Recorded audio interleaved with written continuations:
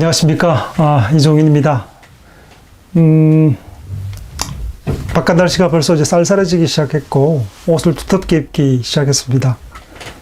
차가운 겨울이 곧 도래하지 싶습니다. 엊그제 비가 오고 난 뒤로 낙엽들이 거의 대부분 떨어졌습니다. 그리고 바람도 불어오고요. 차갑습니다. 아침이나 밤을 가려면, 길 가려면 이제 차가운 일기탓에 두터운 옷을 입어야 되는 이제 겨울이 다가오는 것 같습니다. 이맘때쯤 되면 이제 학기의 종반 혹은 이제 종강이 가까웠다 이런 생각이 드는 때입니다. 여러분 이제 한 학기 마무리를 하나 둘씩 시작하셔야 될 것 같고요.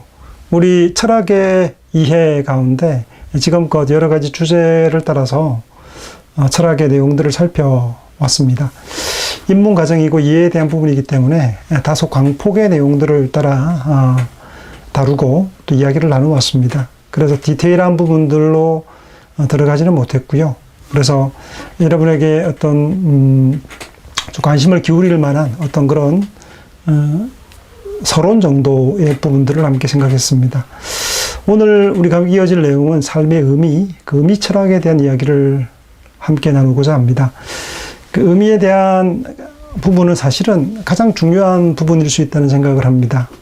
우리가 왜 사는지, 또 무엇을 위해 사는지, 가장 근본적인 질문에 속하는 부분이기도 해요. 하지만 사실 철학에서는 많은 부분 이와 관련해서 이야기를 하고 있지 않습니다. 좀 더 우리에게 와닿는 얘기임에도 불구하고 워낙에 화두들이 많고 다루어야 될 주제들이 많아서인지 모르겠습니다. 하지만 생각보다 많은 부분에서 이 의미에 대한 것, 또 삶의 의미에 대한 부분이 어려워서일 수도 있겠습니다만 또 막막하게 느껴질 수도 있어서 그런 면이 충분히 이해가 됩니다만 그럼에도 불구하고 이 부분은 좀 하나 둘 좀 이렇게 무게 있게 그리고 세세하게 다룰 필요가 있다는 생각을 해봅니다.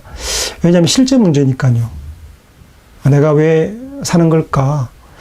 내 삶의 의미는 뭘까?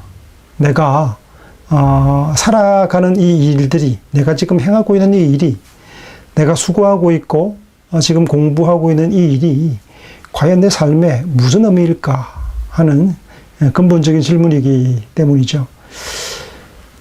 그래서 이 부분에 대한 내용들을 덮어두고 다름질해 나가기에는, 뭔가를 뚫고 나가기에는 좀 뭔가 뒤가 허전한, 뭔가 시원스럽게 토대를 이루지 못한 그런 느낌이 없잖아 있습니다. 그래서 뭔가 지식인으로서의, 또 교양인으로서의, 또 전문인으로서의 자기의 어떤 상아탑들을 쌓아 올라가는데, 그리고 여러분이 공부도 하고, 아니 취직도 하고, 기술도 배우고, 또 성공도 하고, 돈도 벌고, 취업도 하고, 결혼도 하고, 아이도 낳고, 가정을 꾸리고 행복하는데, 그런 목표들의 기초, 내가 지금 애를 쓰고 노력을 기울이는 것에 대한 토대, 그러니까 내가 지금 열심히 공을 들이고 수고했는데 이것이 과연 어떤 의미일까, 그 의미가 있을까 하는 부분에 대한 숙제입니다. 그 근본적인 질문이기도 하고요. 또 많은 시대에 걸쳐서 이 부분에 대한 논의가 다루어져 왔어요. 크게는 세 가지 흐름인데 오늘 서론격으로 삶의 의미에 대한 부분을 살피고요. 또 그 중에서도 오늘은 유실론적 의미에서의, 좀 이 삶의 의미에 대해서는 좀 생각을 하면 좋을 것 같아요. 그래서 그 워낙 광범위한 부분이기도 하고 중요한 부분이기도 해서 이 시간에는 그 삶의 의미의 토대를 있다, 없다, 모른다, 이 큰 세 가지의 그 대답이 있거든요. 삶의 의미가 있습니까? 물으면 있습니다. 유의미합니다. 내 생은 의미가 있습니다. 라고 말하는 주장이 있고요. 없습니다. 허무합니다. 아무것도 아닙니다. 부조리합니다. 헛것입니다. 라고 말하는 없다라는 두 번째 주장이 있습니다. 삶의 의미가 없다는 거죠. 세 번째로는 크게는 그렇습니다. 모르겠다는 거죠. 삶의 의미가 있는지도 모르겠고 없는지도 모르겠다. 잘 모르겠다는 이 불가지론적 입장, 이 세 가지가 삶의 의미에 대한 대답들이에요. 그래서 집요하게 이 세 어떤 갈래에 속한 철학자들은 서로를 입장을 개진하면서 상대를 비평하기도 하고 또 비판하기도 하면서 자기 의견들을 세워왔단 말이죠. 근데 이 셋 중에 여러분들도 하나를 가지셔야 할 겁니다. 저 역시 마찬가지인데요. 토대를 놓음에 있어서 여러분은 어떤 토대를 놓고 싶으신지 생각해 보셔야 할 겁니다. 이번 시간이 12강이니까 13강에서도 한 꼭지를 더 다루고요. 마지막 시간에도 이 삶의 의미에 대한 부분으로 이 강의가 갈무리 되면 좋겠다 생각을 해서 또 한 꼭지 더, 그러니까 오늘은 있다는 것 중에서 있다도 또 여러 가지가 있습니다. 있다 안에도 유실론적 의미가 있고요. 또 주관적 의미, 자연적 의미라는 게 있어요. 근데 오늘은 있다 중에서 유실론적 의미만을 다루어도 아마 오늘 강의 시간이 아마 다 갈 것 같아요. 그래서 유실론적 입장에 놓여 있는 그 주장하는 삶의 의미에 대한 논의들을 살피는 것으로 이번 시간을 생각해 보고자 합니다. 죽느냐 사느냐 그것이 문제다. 날뛰는 운명의 돌덩이와 화살을 마음속으로 받아내는 것이 더 고귀할까? 아니면 환란의 바다에 맞서 무기를 들고 저항함으로써 환란을 끝내는 것이 더 고귀할까? 여러분은 이 셰익스피어의 이 물음 앞에서 어떻게 대답하시겠습니까? 참 이렇게 철학적인 질문이죠. 죽느냐, 사느냐, 그것이 문제라는 거죠. 여러분 어떻게 생각하십니까? 삶의 의미, 그 삶의 의미에 대한 질문이 철학에서 가장 중요한 질문이라고 생각한다고 말씀을 드렸습니다. 모든 분야를 막론하고 무엇을 아는가, 우리가 알 수 있는가, 존재하는 것 증명할 수 있는가, 뭐 이런 문제들과 이야기들보다 사실은 훨씬 더 피부에 와닿는 이야기가 내가 왜 사는가, 내 삶의 의미는 무엇인가 하는 것이죠.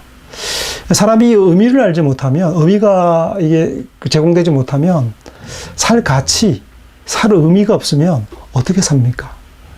내가 살아가는 것과 수고하고 노력하는 것이 다 허투루 돌아간다면 제우스가 내린 시시포스에게 내린 운명처럼 돌을 굴려 계속해서 밀고 올라가는데 다시금 허무하게 굴러내리는 것이라면 이 운명 앞에서 비극적인 영웅적인 태도의 모습으로 살 것인지, 그렇게 의미를 스스로 발굴해낼 건지, 아니 그것이 그렇게 살아갈 건지, 아니면 의미가 없다라고 말할 건지 결정하셔야 되는 거죠. 실제로 가장 피부에 와닿는 문제라는 것이죠. 내게 주어진 삶은 살만한 가치가 있는가? 삶의 의미가 있다면, 그렇다면 그 의미는 무엇입니까? 내게 삶의 의미가 있단 말이죠. 그러면 그 의미는 무엇입니까? 여러분에게 주어진 의미, 여러분이 살아가야 될 의미는 뭐죠? 또 의미가 있다면 그건 무엇입니까? 그리고 그 의미를 어떻게 해서 알 수 있습니까? 당신의 삶의 의미를 모른다면 왜 사는 겁니까? 왜 사는 거예요? 그냥 이유 없이 사는 것일까요? 인생은 그렇게 가벼운 것일까요? 그렇게 참을 수 없는 존재의 가벼움 속에 그냥 흩날리는 것일까요? 당신이 행동하는 이유를 모른다면 왜 행동을 합니까? 왜 그렇게 삽니까? 왜 정직하게 거짓말하지 않고 참말을 말합니까? 어떤 의미가 있기에? 이 도덕적인 기초도 의미에 기반에 있어요. 만약에 내가 그렇게 행해야 되고 행동해야 될 의미, 그 이유를 모르면 그렇게 살아야 될 이유가 없잖아요. 왜 여러분은 도덕적으로 살아야만 합니까? 이 문제는 칸트나 도덕 철학자들에게는 엄청나게 중요한 문제였거든요. 우리가 도덕적으로 살아가야 되는 근본적인 이유를 모른 채 그렇게 행위하는 것은 이상한 거죠. 이유가 있다면 무엇인지, 그리고 없다면 그렇게 맹목적인 것인지, 모르는 것인지, 있다면 무엇에 근거한 것인지 이걸 논하는 것이 바로 의미에 대한 이야기들입니다. 내 개인의 삶의 의미는 무엇입니까? 그리고 내가 사는 이유와 목적은 무엇이죠? 우리 질문하잖아요. 내가 이렇게 공부를 열심히 하는데 그 수능 보기 위해서 공부하는데 문득 그런 생각이 들죠. 내가 왜 이 짓을 하고 있나? 내가 지금 왜 이렇게 밤낮 잠 못 자고 이런 일을 하고 있지? 문득 그런 생각이 들지 않으세요? 군대에서 열심히 삽질하다가 문득 쉬는 시간에 생각이 들죠. 내가 왜 여기 와 있지? 나는 왜 와 있는 거야? 하고 묻죠. 모든 인간, 온 인류의 삶의 의미는 뭘까? 이 사람들은 그렇게 부지런히 살아갈까? 아침, 저녁. 우리나라 사람들은 일하기로 세계 두 번째래요. 그렇게 근면하게 일합니다. 정말 일을 많이 하는 민족이죠. 그런데 이상한 게 놀기에도 3등입니다. 세계 3등. 아니, 일하기도 잘하고 세계 탑 클래스죠. 탑 1, 2, 3 은메달, 동메달 다 가지고 있습니다. 일하기만 바쁜 게 아니고 놀기도 바쁜 민족이죠. 정말 부지런히 놀고 정말 부지런히 일하고 공부하죠. 한국 사람만큼 그렇게 공부 많이 하는 사람 없잖아요. 정말 밤을 밝히고 아니 놀아도 그렇게 깡소주 마셔가면서 아니 그 치맥 파티해 가면서 밤늦게까지 새벽까지 놀다가 출근하고 또 일도 그렇게 또 쭉자사자 해요. 이런 사람들이 왜 그렇게 살아갈까요? 왜 그렇게 수고할까요? 열심히 달려갑니다. 뭐 그런 동화가 있죠. 어릴 때 동화책이. 나무에서 사과 하나 쿵 떨어졌어요. 토끼가 깜짝 놀라서 달립니다. 옆에 한참 달리는 토끼를 보고 다른 동물이 같이 달리죠. 뛰어가면서 토끼야 왜 달리니? 왜 뛰니? 그러니까 그 사과가 떨어져서 지구에 속물이 온 것 같다고 뛰죠. 옆에 동물들이 하나 둘씩 다 뛰기 시작합니다. 근데 나중에는 왜 뛰는지 그 이유도 모른 채 뜁니다. 동물에 함께 뛰면서 열심히 뛰고 있습니다. 왜 뛰는지 몰라요. 포레스트 검프라는 영화가 있습니다. 그 친구가 하루는 뛰기 시작해요. 여자친구한테 시련을 받고 뛰기 시작합니다. 이유 없어요. 그 의미를 묻는 사람들이 막 가서 인터뷰해서 묻죠. 그 미국을 횡단하듯 막 뛰고 있는데 기자들이 와서 묻습니다. 왜 뜁니까? 당신의 의미는 뭡니까? 막 의미의 살을 막 붙여요. 근데 포레스트 검프는 이유 없이 그냥 뛴 거예요. 왜 뜁니까? 왜 일합니까? 인류의 존재가 맹목적인 건가요? 인류가 존재하고 우주가 존재하고 지구가 존재하는데 그것은 그냥 있는 것일까요? 국가는요? 민족은요? 그냥 덩그러니 존재하는 것이라고요? 존재하는 세계와 우주의 의미는 무엇입니까? 왜 존재합니까? 이 이유를 모르면 국가를 세워가야 될 이유, 또 그렇게 의료보험과 체계와 기관을 통해서 그렇게 발전해 가야 할 이유, 민주적 정부를 꾸리고 그리고 사람들을 이렇게 평화롭게 살아가야 될 이유와 목적, 그 목적이 없다면 왜 그렇게 살아가는 것일까요? 그런 삶의 의미에 대한, 그리고 인류의 또 민족에 대한, 또 코스모스라 그러죠. 온 우주가 존재하는, 세계가 존재하는 이유와 목적들을 알지 못하면 이 근거가 지워지지 않아요. 그것은 왜냐하면 삶의 터거든요. 내가 딛고 있는 이 땅처럼 이 터가 없으면 밑이 부실하면 살얼음판이면 언제 깔아앉을지 모르잖아요. 아무리 기둥 같은 아주 무거운 묵직한 탑을 쌓았는데 그 쌓은 탑이 언제 깨어질지 모르는 살얼음이라면 어떡하겠습니까? 그래서 토대, 세계관적 토대가, 의미론적 토대가 중요한 것이죠. 거기에 대한 대답들이 크게 세 가지가 있다 말씀드렸죠. 이 긍정적인 대답입니다. 삶은 유의미하다. 의미가 있다는 말입니다. 근데 이것은 유실론적 대답이 있어요. 신에게서 오는 의미. 그러니까 인생의 의미는 결국 신의 존재, 또 신이 부여한 의미에서만 규정될 수 있다라고 보는 입장입니다. 그것이 가장 개연성이 있고 필요한 것이고, 이것이 없이는 삶의 의미를 구축하기가 어렵다는 입장에 서 있는 것이 바로 유실론적 대답입니다. 긍정어는 유실론적 대답뿐 아니라 무실론적 대답도 있어요. 개인의 발견, 개인의 창조. 그러니까 신이 우리에게 공급하고 주는 그런 어떤 의미가 아니라 개인이 스스로 입법자가 되고 법을 만드는 자가 되고 혹은 창조자가 되어서 내 삶을 내 스스로가 개척하고 만들고 구성할 수 있다는 입장이 바로 무신론적 대답입니다. 긍정하는 거죠. 삶의 의미가 있다라고 얘기할 때 그것을 내가 스스로 창조해내는 방식으로 가는 것. 이것이 무신론적, 긍정적 대답이라고 할 수 있죠. 부정적 대답은 많이 들어봤을 겁니다. 허무주의적인 답변이죠. 삶은 허무하다. 아무 필요 없어. 그 인생 있잖아. 그렇게 열심히 살아도 아무 필요 없어. 의미 없어. 의미가 없다는 거죠.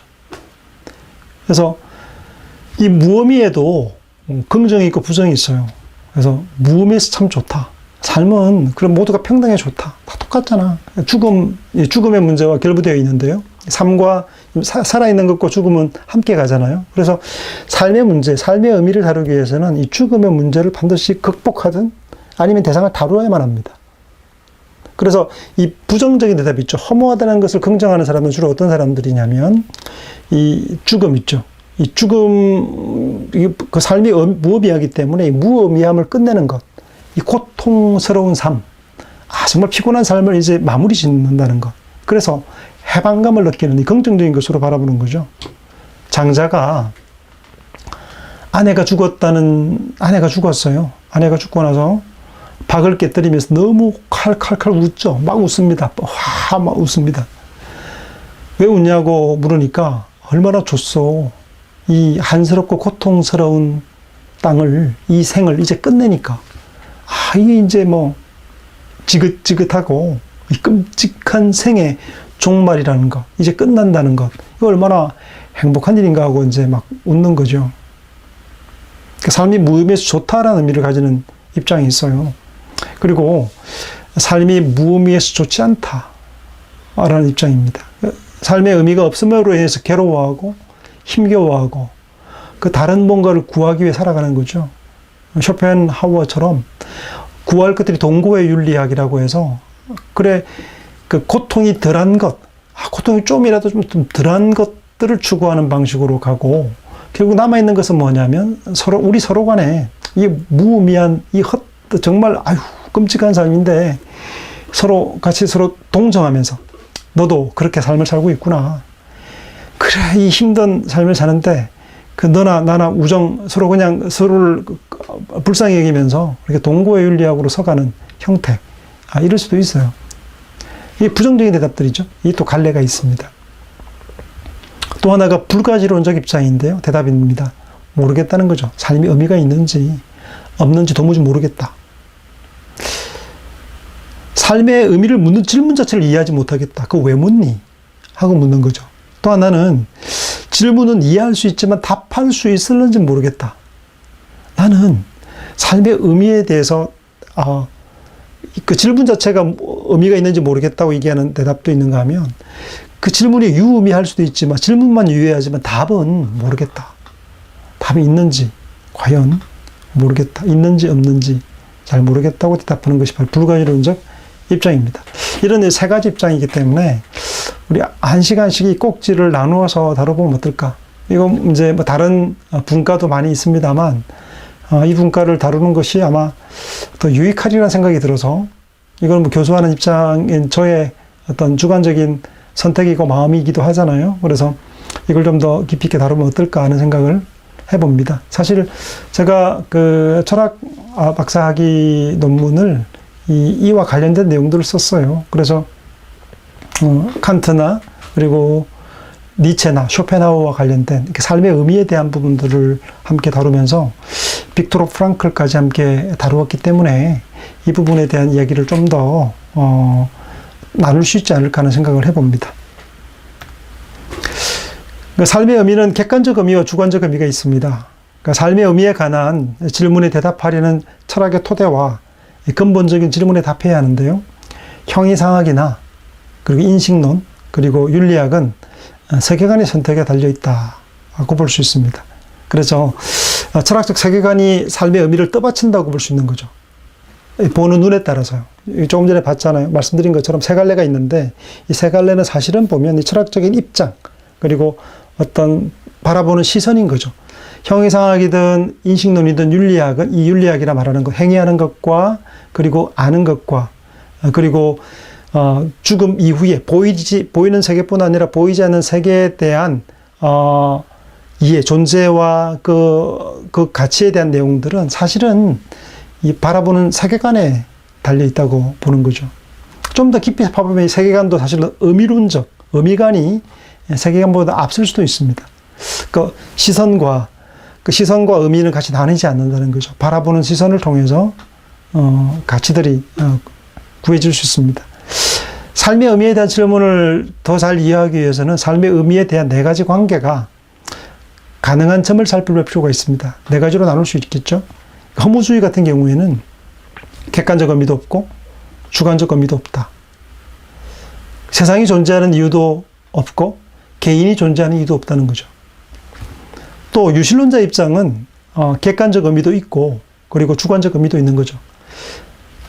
객관적 의미라는 게 보편적 의미잖아요. 이 세상이, 세계가, 우주가 존재하는 이유가 있다는 거죠. 그 뭔가 목적을 향해 나아가고 있고 또 존재한다는 거죠.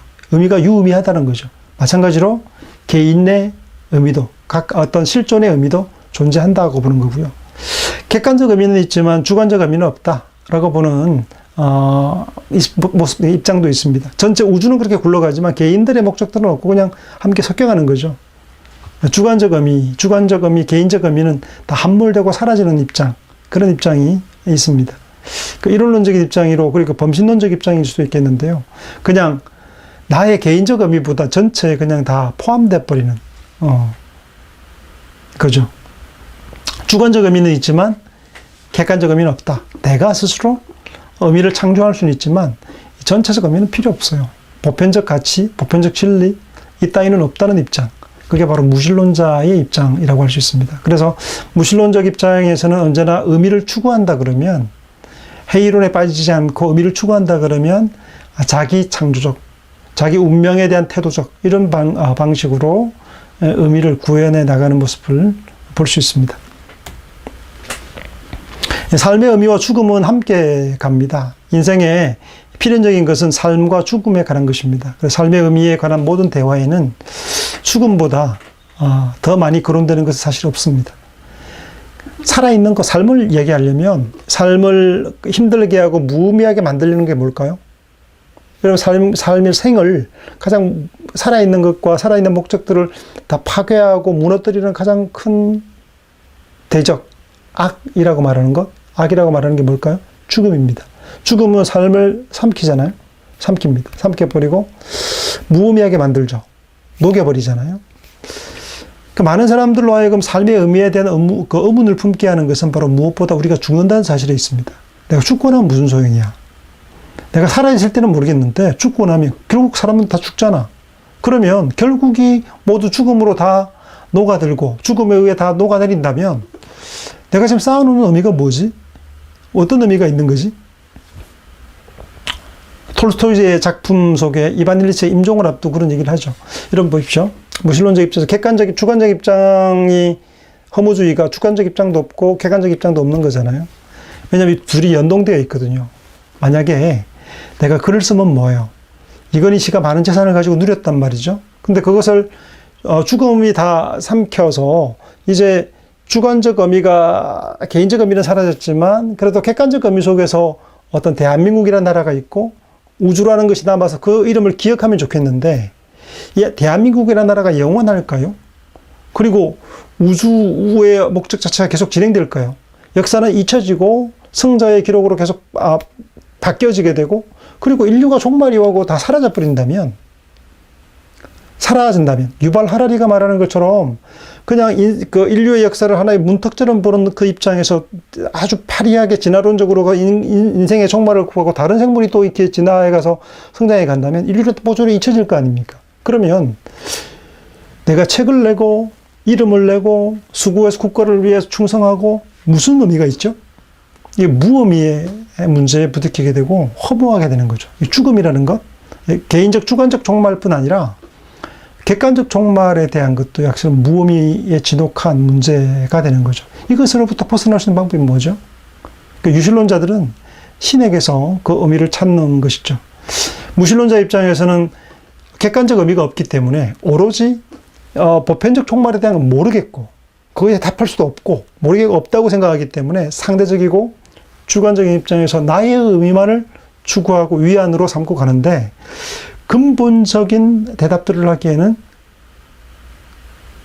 너무 협소한, 보편적이지 못한, 나에게는 의미이지만 너에게는 의미가 아닐 수 있는, 나중에 살핍니다만 히틀러도 자기 의미잖아요. 주관적 의미. 그 주관적 의미가 유대인들을 학살하고 죽이는, 타인에게는 불행을 주는 그런 의미일 수도 있단 말이죠. 누가 그것을 주관적 의미, 상대적인 의미만을 인정해버린다면, 보편적 선과 가치가 상실된다면 도덕의 근본 권리를 세우기가 힘들게 되죠.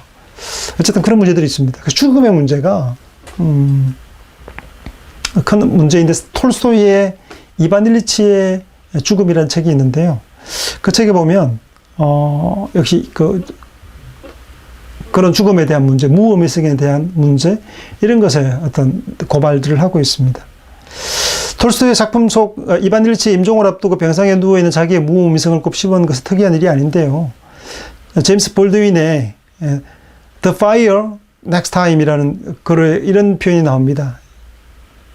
넥스트인데 네스트가 됐네요. 삶은 비극적이다. 그것은 거저 지구가 돌고 해가 어김없이 뜨고 지다가 우리 각자가 어느 날 마지막 해가, 최후의 해가 질 것이기 때문이다. 어쩌면 우리의 문제, 인간의 문제의 모든 뿌리는 죽음이라는 사실, 즉 우리가 소유한 유일한 사실을 부정하기 위해서 삶의 모든 아름다움을 희생시키리라는 것. 우리 자신을 토템, 금기, 십자가, 그리고 피를 바치는 제사, 첨탑, 이슬람 사원, 인종, 군대, 깃발, 국가 안에 가두리라는 것이다. 이 진혹한 허무에 대한 이야기를 하고 있습니다. 죽음은 삶의 중요한 관계를 맺고 있고요. 철학과 거리가 먼 사람들도 소멸이나 존재의 잊혀짐에 대해서 무덤덤할 수 없죠. 죽음에 대한 견해 또한 아래와 같이 다양한데요. 죽음은 삶을 무의미하게 하고 또 의미를 축소시키고 또 의미를 확대시키기도 한다 그러고, 어떤 사람은 죽음은 삶을 유의미하게 만들기도 한다라고 보는 거죠. 하이데거 같은 사람이 그런 대표적인 예죠. 하이데거는 죽음 있죠. 죽음과 염려라는 것에서 삶의 의미가 강조하죠. 죽음이 있고 삶이 제한되어 있기 때문에 삶의 이 가치가, 지금 현재의 가치가 대단히 중요한 가치로 부각된다. 죽음에 대한, 종말에 대한 각성으로 인해서, 각성으로 끝이 있다는 것을 알음을 통해서 삶의 의미가 어떤 새롭게 된다. 본래적 삶을 살아갈 수 있도록 이끈다. 이런 입장으로 보는 거죠. 삶이 좋다는 이유로 죽음을 나쁜 것으로 여길 수 있지만, 반대로 비참하고 고통스러운 실존의 종말로 죽음을 환영할 수도 있습니다. 어떤 입장을 선택하든지 삶의 의미에 있어서 죽음에 대한 숙고는 피해갈 수 없는 문제다라고 말할 수 있겠죠. 보편적 죽음과 무의미죠. 만물의 목적 없이 출발해 진행 중이라면, 세계가 설계나 궁극적 총정력 없이 마구 달려가고 있다면, 아니 인생이라는 기차, 이 지구라는, 인류라는 기차가 다람쥐를 막 해가는데, 기차 가는데 이유를 모르겠어요. 지구는 막 돌아가요. 계속해서 돌아가는 만큼 시간이 흘러가요. 계속해서 돌아가는데 그저 돌아갈 뿐이고 아무 의미 없는 것인가요? 무엇을 향해 가는 것에 대한 목적 자체가 없다면, 그리고 그것이 기록하다가 종말로 파괴되는 것이라면 의미가 들어설 여지와 자리가 있을까요? 보편적 죽음, 즉 죽음, 우주적 종말은 나를 포함한 모든 사람들의 죽음의 확장한 최종 결과라고 할 수 있겠죠. 절멸로 끝난다면 무엇이 남을 수 있겠습니까? 우리 희망의 철학 할 때 다뤘잖아요. 에른스트 블로우가 미래는 모르겠다 입장이죠. 그러나 희망할 수 있는데, 왜냐하면 아직은 끝이 아니기 때문에, 아직은 종말이 아니기 때문에. 두 가지 가능성을 제시하죠. 미래가, 하나는 절멸, 완전히 망하는 것, 망했다는 것이고요. 망할 수 있는 것이고 가능성이 있다는 거죠. 그러나 아직 망하지 않았죠. 그래서 본향적 세계가 다시금 열릴 수 있다고 바라보는 희망, 그 가능성을 그런 희망이라고 얘기를 하죠. 그냥 최종적인 결과가 목적 없이 가다가 절멸로 끝난다면 무엇이 의미가 있겠습니까? 책을 남긴들, 돈을 많이 번들, 성공한들, 인생이 그렇게 있다가 죽음으로 다 염산에 물건이 녹듯이 다 사라져 버린다면, 그렇게 정발해버리고 빗발해져 버리는 것이라면 무슨 의미가 있을까요? 예술작품을 남깁니다. 글을 씁니다. 만일 모든 것이 결국 죽는다면, 훗날에 아무것도 존재하지 않게 된다면 만물은 나의 존재, 이 땅을 살아가고 종적을 낮추고 자취를 남기는 이것은 무슨 의미가 있게 될까요? 현재 모든 실제가 미래에 사라진다면 우리의 처지도 마찬가지가 아닐까 하는 것이죠. 삶의 의미는 개인의 실존의 죽음과도 관계하지만 동시에 세계의 미래 그리고 만물의 종말과도 연관되어 있다라고 말씀드릴 수 있겠습니다. 우선 삶의 의미에 대한 긍정적인 세계관 의미관부터 살펴보려고 합니다. 이 긍정적 의미관 중에서도 무신론적 입장을 오늘 시간에 다루긴 다 힘들 겁니다. 그래서 유신론적 입장, 그리고 서양 종교를 중심으로 하되 동양 종교도 잠깐 뒤에 살피겠습니다만 유의미함에 대해서 먼저 살펴보겠습니다. 유신론적 대답은 삶의 의미를 물을 때 가장 간단하고 명료하게 감정적으로 호소력이 있는 한 가지 대답이 바로 종교적 답변입니다. 그러니까 삶의 의미에 관해서는 그렇습니다. 내가 왜 사느냐는 문제에 있어서 이것처럼 간명하고 선명하고 깔끔한 답이 없어요. 철학적 답들은 매우 복잡하고 또 논의 속에 이루어지는 담론입니다만 삶의 의미를 묻는 것에 대해서 이렇게 간명하게 답할 수 있는 것은 없습니다. 사람들이 묻죠. 왜 사냐건 웃지요. 답을 못하는 거죠. 모르겠다는 거죠. 그냥 웃고 넘어가야 될 부분이 아니고 진지한 질문으로 우리가 받아들인다면 이 유신론적 삶의 의미는 굉장히 중요한 답을 주고 있다는 의미에서 첫 번째로 다루게 됩니다. 통상적으로 신이나 신들에게 호소함으로써 악과 고통, 죽음, 삶의 의미와 주의 문제들을 해결하는 방식입니다. 일반적으로 종교에서 고난은 유의미하고요. 보상에 대한 약속이 있습니다. 고통을 당하는데 왜 고통을 당하는지, 아니 눈물 흘리는 일이 당하는데 그 일이 무의미하지 않고 의미가 있다고 얘기를 해요. 전쟁이 일어나요. 이게 악이잖아요. 사람이 병들어요. 또 시름시름 앓아요. 고통을 당해요. 또 죽음을 당해요. 이게 무슨 의미가 있습니까? 무슨 의미가 있죠? 내 인생이 왜 이렇죠? 내 인생이 이렇게 고달프죠? 이게 도대체 내게 무슨 일입니까? 라고 물을 때 그것이 유의미하다고 말해주는 것, 이게 종교인 거죠. 죽음과 고통과 삶의 의미와 주요 문제들을 해결하는 것, 그걸 한 방에 해결하는 것, 바로 종교입니다. 철학이 물으면 종교가 답을 합니다. 철학은 끊임없이 물을 뿐이에요. 사실은 그래요. 해답을 제시하지 못해요. 해답을 이야기하지 않습니다. 논의해 가죠. 그 가능성의 조건을 따라서 계속해서 탐색해 가는 거죠. 결론이 나오고 답이 나왔다 버리면 주장이 아니라 그 진리처럼 결론이 나왔다 하면 더 이상 철학이 아닙니다. 종교가 되고 진리가 되겠죠. 묻는 것이 아니고 답하는 것이 되겠죠. 철학이 진리에 대한 궁구와 질문이라면 종교는 진리에 대한 답변이고 해답으로 제시됩니다. 일반적으로 종교에서 고난은 유의미함에 보상에 대한 약속이 있다고 이야기합니다. 정의를 향한 사람의 욕구가 충족될 것이라고 얘기합니다. 그렇게 선언합니다. 사후의 삶에 대해 혹은 윤회와에서 탈출함으로 혹은 초자연적인 시나리오를 통해 죽음이 극복될 것이라고 이야기합니다. 유신론적 답변에도 한계가 있는데요. 모든 종교를 다룸에 사실은 한계가 있어요. 오늘 이 강의 시간에도 마찬가지입니다. 기독교 교파만 따져도 38,000개에 이릅니다. 아마 더 될 겁니다. 전 세계적으로 그렇습니다. 이걸 어떻게 다 교파별로 가진 입장, 그리고 보편적 의미, 그 세계 종말의 의미, 삶의 의미를 다루는 것이, 또 인간론과 인간의 의미를 다루는 것이 가능하겠습니까? 아마 힘들겠죠. 통상적인 입장에서의 유신론적 입장을 가지고 이야기를 해야 할 겁니다. 그렇다면 삶의 의미에 대한 유신론적 답변들을 하나하나 인물을 따라서 살펴나가다가 오늘 시간을 마무리하면 좋을 것 같습니다. 톨스토이 있죠. 레오 톨스토이, 워낙 잘 알려진 인물이기 때문에 전쟁과 평화, 또 안내 까라리나를 통해서 역사를 통해서 최고의 사순일주의 소설을 쓴 위대한 작가, 러시아의 어떤 작가, 그 최고봉으로 꼽히는 문호죠.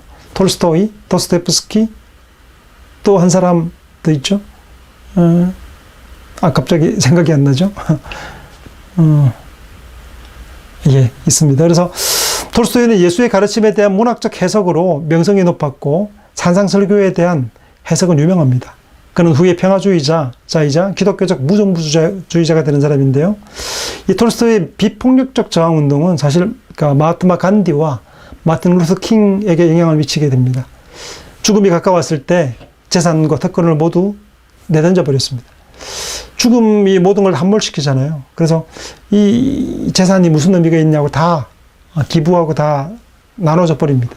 가난한 아무것도 없는 빈몸으로 떠돌이 고행자가 되었고, 그리고 기차역에서 근처에서 객사하게 됩니다.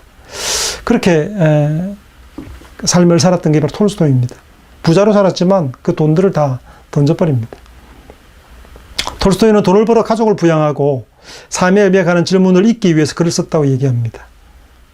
그러다가 삶과 죽음의 의미에 관한 질문에 붙들렸을 때, 내가 왜 사는가, 내가 왜 글을 쓰는가에 대한 문제에 부딪혔을 때 삶의 의미에 관한 질문을 잊기 위해서 끊임없이 책을 쓰다가, 그러다가 이 문제에 붙들리고 난 다음에는 그는 창작과 모든 문학 작업이 낭비처럼 느껴진 거예요. 내가 도대체 왜 이러고 있을까? 여러분도 아마 개인적으로도 주관적으로 그런 문제에 직면하게 될 것이라 생각이 듭니다. 어느 시점에 이르면, 저도 그런 경험이 있습니다만, 내가 지금 무슨 일을 하고 있는가, 왜 이렇게 달려가고 있는가가 문득 삶을 멈추게 하고 고장난 기계처럼 힘이 없고 매겁게 만들기도 하죠. 톨스토이가 이 문제에 붙들렸습니다. 의미에 대한 질문 앞에서 답이 없는 한 아무것도 할 수 없게 되었던 거죠. 전진할 수 없게 된 거죠. 내가 왜 사는지, 내가 왜 일을 하고 있는지에 대한 문제에 붙들리니까 모든 게 다 허무하게 보이기 시작한 겁니다. 그래서 이 문제를 해결하지 않고서는 한 발짝도 내디딜 수 없는 상태에 놓이게 된 거죠. 명성과 이름이 높았죠. 재산을 가졌지만 자살의 충동에 사로잡히게 되었습니다. 그 자살을 이길 수 있는 계기는 무엇이었을까요? 동양의 한 우화처럼 이렇게 표현합니다. 사람이 절벽 중간에 나뭇가지를 붙들고 이렇게 매달려 있습니다. 매달려 있는데 절벽 아래는 용이 입을 벌이고 있습니다. 위에는 괴물이 잡으려고 이렇게 노리고 있고요. 생쥐가 그 매달려 있는 나뭇가지를 갉아먹고 있습니다. 올라갈 수도 없고 내려갈 수도 없고 탈주할 수도 없습니다. 시간이 계속, 생쥐가 갉아먹는 것처럼 시간이 계속해서 나뭇가지를 갉고 있습니다. 우리의 불가피한 죽음이 삶의 쾌락들, 지금 막 즐거움들을 누리는데, 노세노세하고 노는데 즐겁는데, 이 즐거움들이 죽음이라는 것이 모두 다 망쳐버릴 것이라는 걸 알고 있는 거죠. 모든 것이 진실에 귀착하게 되는데 그 진실은 바로 죽음이다 본 거죠. 톨스토이는 죽음과 삶의 무의미를 인정하는 것이 삶의 기쁨을 망친다고 보았죠. 그래서 무의미감은 소박한 사람들보다 지식인들에게 더 자주 찾아오기 때문에 자신은 삶의 의미에 관한 한, 거꾸로 어떤 노동자라든가 아니면 일반 범인들의, 지식인들일수록 이런 고민에 사로잡히기 때문에 그 사람들이 치료받기 위해서는 주로 어떤 사람들에게 도움을 구하냐면 일반 서민들의 모습들 속에서 삶의 의미를 더 답을 구하고 찾게 되어 있다고 얘기를 하죠. 그는 합리적 과학적 지식은 사실만 제공하기 때문에 한계가 있다고 얘기합니다. 요즘은 현대는 그렇죠. 과학이 거의 신앙처럼 되었죠. 과학이 말하면 진리라고 얘기하죠. 통계나 확률이나 어떤 가능성들을, 과학적 통계를 가지고 나오는 것들이 전부 다 사실이고 진리로 받아들이잖아요. 근데 과학적 지식이라는 것은 유한한 것이죠. 유한한 것과 관련된 것이죠. 다룰 수 있는 부분만 다루는 것이죠.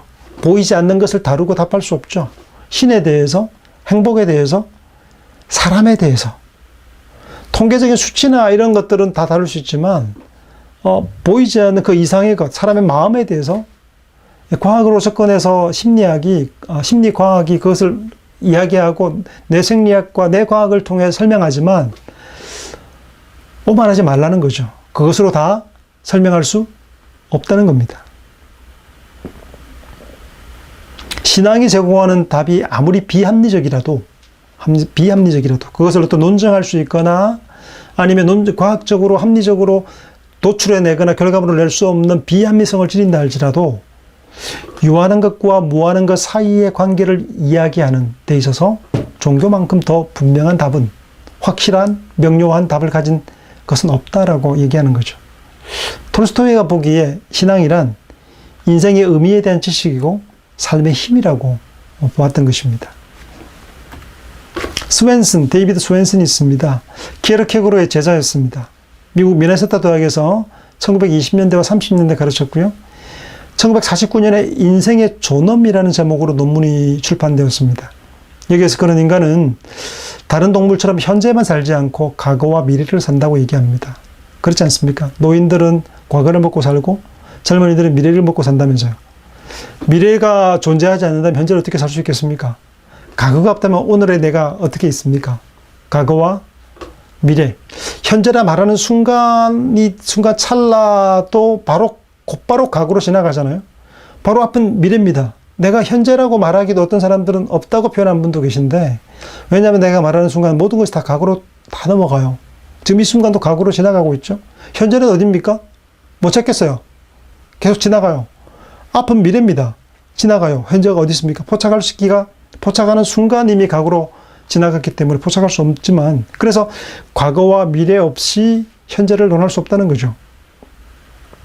과거와 미래에 대한 관심은 인간의 뚜렷한 특징으로 영원과 연결하는 존재라고 파악합니다. 그 스웬슨은 삶의 의미를 부여하는 것은 배타적이지 않아야 되고 보편적이어야 된다고 보는데, 그 무언가는 모두가 얻을 수 있어야만 하는 것인데 탁월함이나 특별한 재능이 아닌 거죠. 삶의 의미는 공부 1등 하는 것, 한 사람에게만 주어지는 것이 삶의 의미일 수 없잖아요. 금메달 따는 것.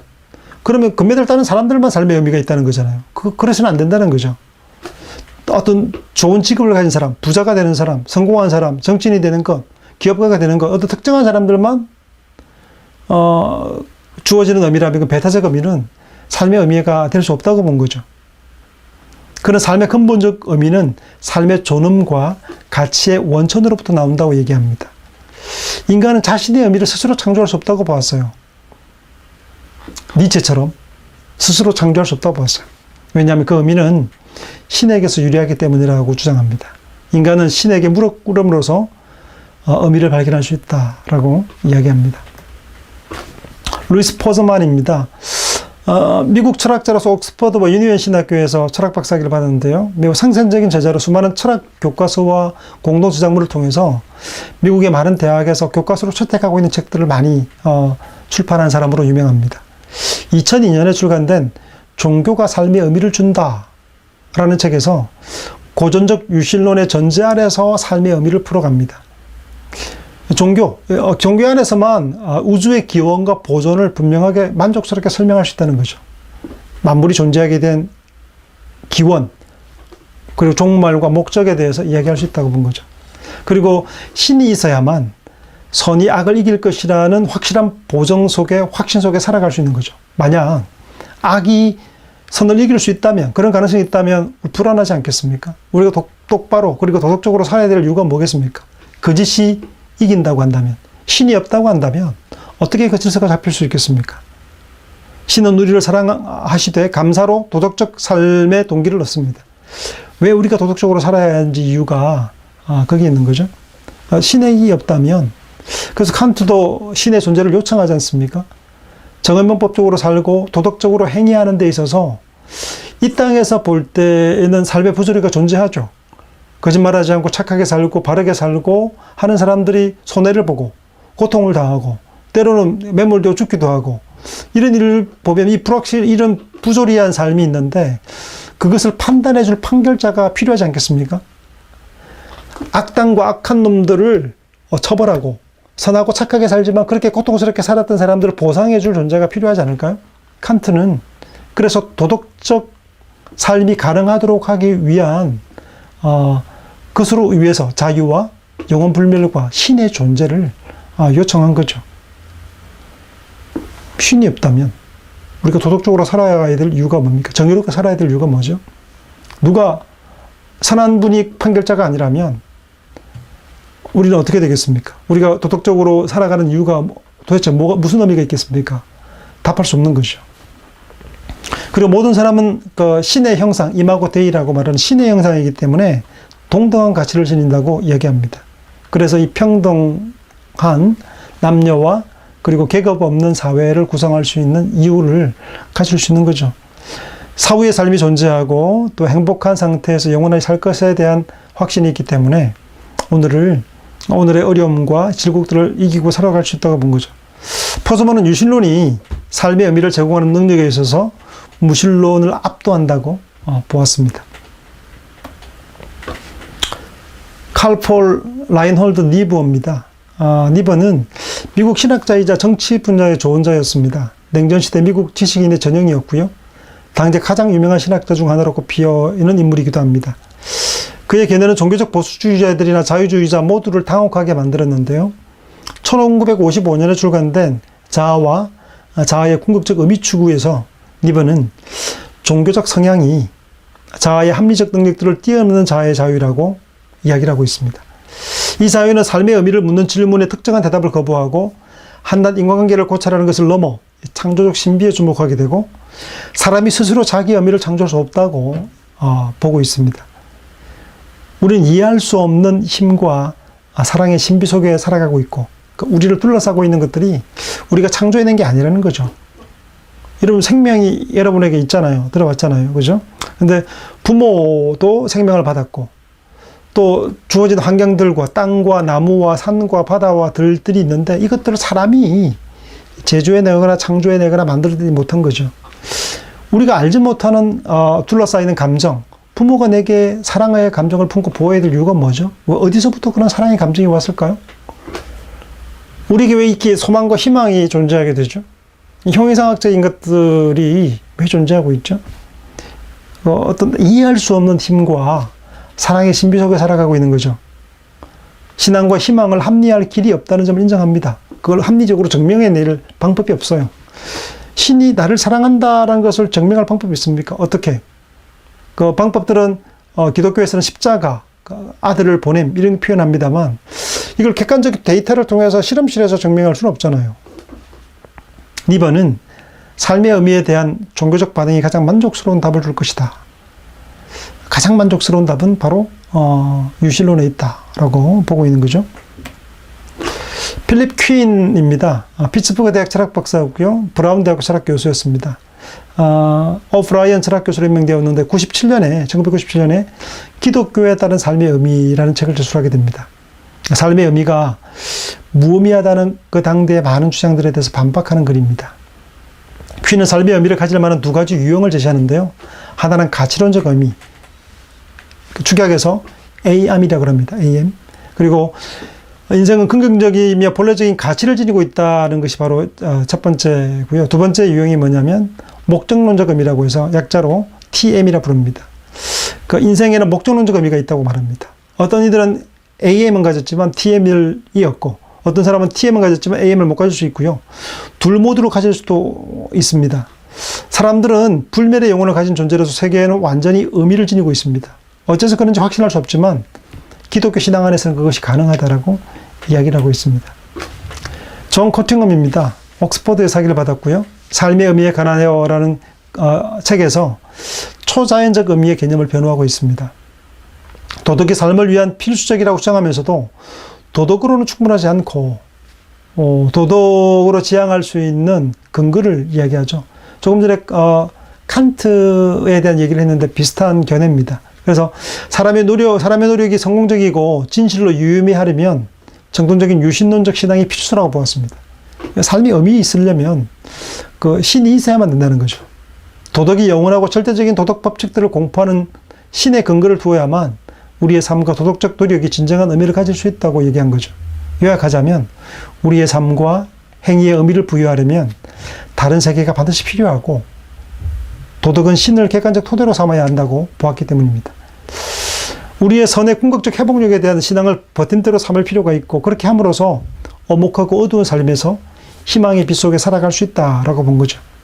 신에 대한 믿음이 없으면 우리의 도덕성은 충분히 고치되지 않을 것이고 결국 삶의 의미를 발견하지 못하게 될 것이다. 이렇게 보고 있는 거죠. 크레이그입니다. 윌리엄 브라인 크레이그 같은 경우는 이제 복음주의 기독교 옹호자로 진화론, 무신론, 형이상학적 자연주의, 논리 실정주의, 포스트 모던, 도덕적 상대주의, 그리고 몰몬교, 이슬람교, 동성애와 비근본적 기독교에 대한 비판을 쏟아내는데요. 그런 쉼없는 삶의 부조리성에 대한 책에서 신이 없으면 삶이 부조리하다고 그렇게 주장을 합니다.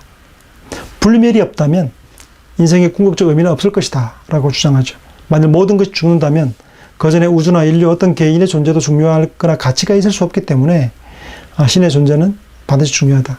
우리가 유신론의 입장을 취하지 않는다면 고도를 기다리면서 말하는 그 허무함을 노래했던 샤무엘 베케트나 사르트르나 까미의 견해를 따라 삶의 무의미함을 받아들여야 할 것이다.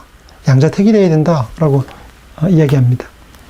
톰 모리스는 이제 파스칼의 질문이라는 책을 통해서 삶의 의미를 묻는 질문에 대해서 기독교적 대답을 블레스 파스칼의 철학에 기대어서 옹호하고 있습니다. 모리는 결론 내리기를 목적을 품은 어떤 행위자나 힘 또는 계획이 우리 삶의 의미를 부여한다고 보았습니다. 주관적인 의미 부여, 명제는 타당하지만 유일한 대안은 객관적 의미 부여. 그러니까 누군가로부터 궁극적으로 오는 삶의 의미가 필요하다는 거죠.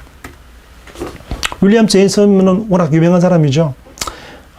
심리학을 거의 프로이트와 친구였죠. 그래서 윌리엄 제임스의 책들은 광범위하면서도 중요한 의미를 가지고 있는데 유신론적 입장에서 프로이트와 대척점에 있죠. 하지만 친구였습니다. 무신론자였던 버트란트 러셀과도 친구였고요. 여러분 잘 아는 랄프 waldo 에머슨이라든가 에르스트 마허, 존 듀이, 마크 트웨인, 안니 베르그송 같은 사람들과도 친분이 두터웠습니다. 제임스는 과학에 붙들려서 과학을 신봉하는 사람들을 많이 비판합니다. 과학적 태도를 따라서 전개했던 사람들이 버트란트 러셀이나 지금부터 프로이트 같은 사람이죠. 과학은 실제하는 것을 어렴풋이 보여주지만 우리의 거대한 무지와 비교할 때 인간이 안다고 많이 안다고 얘기하지만 모르는 것이 워낙에 많죠. 도대체 무엇을 압니까? 우주에 대해서, 우리 영혼에 대해서, 마음에 대해서 얼마나 알고 있죠? 보이는 세계에 구성하는 것도 탐색하는 게도 너무 힘들죠. 바닷속을 다 압니까? 새로운 것이 계속해서 발견되고 있습니다. 모르는 것들, 거대한 무지의 더미 속에서 일부를 아는 것을 가지고 전체를 안다라고 단호하게 얘기하는 건 어렵다 본 거죠. 과학은 가시적인 세계가 주지 못하는 것을 우리에게 주는 비가시적 세계의 존재를 부정할 권리가 없다 얘기하면서 과학은 존재하는 것을 말할 수 있을 뿐 존재하지 않는 것에 대해서 말할 수 없다라고 얘기합니다. 제임스는 산에서 탈출한 유일한 길이 도약이라면 당신은 자신을 믿고 도약해야만 한다. 비관론을 채택해서 자살을 선택할 수도 있습니다만 또 달리 무언가를 믿음으로써 그것이 당신에게 참이 될 수 있도록 만들 수 있다. 그것을 선택하라 라고 이야기합니다. 결론적으로 이 세계의 가치에 대한 우리의 믿음은 비가시적인 세계, 종교적 혹은 영적 세계에 대한 우리의 신앙에 기초를 두는 것이다. 용기란 한낱 가능성의 삶을 거는 것을 의미하지 않고 신앙인은 그 가능성을 믿는다고 주장하는 것이다 라고 얘기합니다. 스미스 비교 종교학자고요. 그리고 존 힉은 워낙 유명한 종교학자입니다. 이 사람 역시도 우리의 관점에서 우리의 인생의 의미는 우리가 우주의 본성이 무엇이라고 믿느냐에 달려있다라고 보는 입장을 취하고 있습니다. 동양 종교도 마찬가지입니다. 힌두교나 자이노교 같은 경우에는 삶의 의미를 말하기에 조금 애로가 있다는 부분을 이야기합니다. 좀 더 나은 그 불교인데요. 불교 역시도 삶의 윤회에 대한 수레바퀴에서 벗어나는 것이 열반의 상태에 의존되어 있기 때문에 논란이 머무는 부분이 있습니다. 불교의 목표는 삶의 의미보다는 존재의 순환에서 벗어나는 것, 그것이 바로 해탈하는 것이 근본 문제이기 때문에 삶의 의미를 추구하는데 많이 이렇게 끌어서서 얘기합니다만 근본적인 한계가 있지 않는가라고 보고 있는 거죠. 러셀이 반대한 모습이 있고요. 종교에 대한 반대입니다. 두 번째는 이제 싱클레어 루이스도 반대하는 입장을 볼 수 있습니다. 우리 다음 시간에는 좀 더 들어가서요. 삶의 의미가 있다라는 부분을 가지고 무신론적 입장에서 보고 또 불가지론적 입장이나 혹은 이제 허무하다는 입장 둘 중에 하나를 가져와서 더 논의하도록 하겠습니다. 오늘 여기까지 하겠습니다. 수고하셨습니다.